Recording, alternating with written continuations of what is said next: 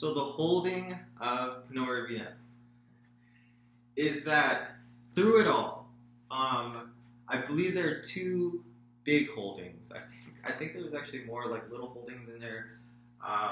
But the thing that I took away from is that one, at the time that Mitchell tried to get Neff into court, the first time, right, when he was missing his attorney fees, that was not enough. That putting service in the newspaper was not enough at the time, and thus violated his 14th Amendment's due process clause because of a lack of proper notice. Okay, so service, just as a review, is some key terms to kind of take away from this is that personal service just means somebody walking up to you and telling you that you are getting served in court. You have to come to court. And there's usually two types. We haven't really talked about service by publication. I believe you can still do it sometimes, but in this case, it wasn't enough. But sometimes you could put it in a publication. Most of the times we talk about it in newspapers to say, hey, by the way, if you are Neff, the court is asking for you, come on down.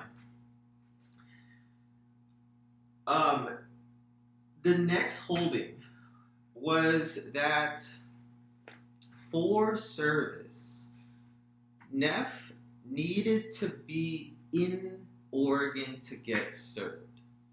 So a lot of inferences draw from this, but even if somebody went to California, where Neff was at the time, and walked up to him and said, hey, you've been served, come up to Oregon again, it wouldn't work.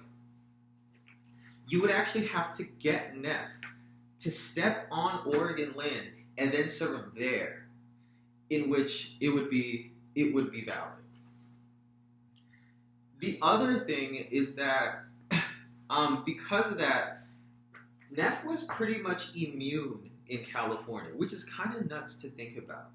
So at this point in time, under Pennoyer, tag jurisdiction became dominant, in which you needed them to, this may be inaccuracies where you could blow up the comments, but where they needed to be in the state, serve them properly there, then you can get jurisdiction over them. So theoretically, at the time, you could commit a wrongdoing in a state, run away, and there's nothing you could do about it, which is like kind of crazy. After Pennoyer v. Neff, it's kind of famous for not being good law, and so we're going to get into overturning Pennoyer v. Neff, and that's going to be Shoe, International Shoe, which is going to be a huge case next.